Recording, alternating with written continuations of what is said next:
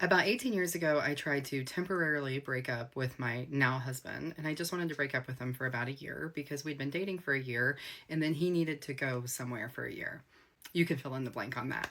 And no, it probably isn't what the most obvious thing is. But anyway, he needed to go on a self improvement journey for about a year. And I wasn't going to see him much. So I was like, I want to break up. And he's like, no, you don't get to break up. I was like, you don't get to tell me what to do. And so he said no. And I said yes. And then he left. And I'm like, we're on a break. And while we were on a break, I dated a couple people. But apparently, until tonight, I hadn't told him about all the people.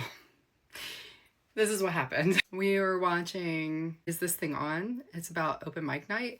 And at the end of the movie, I'm like, yeah, I really like open mic night. I used to go to a place down the street from where I worked quite often. And he goes, yeah, I remember that. And he's like, didn't you go on a date with Barb there while I was gone? And I was like, actually, I went on a date with a couple people there. And he goes, you did?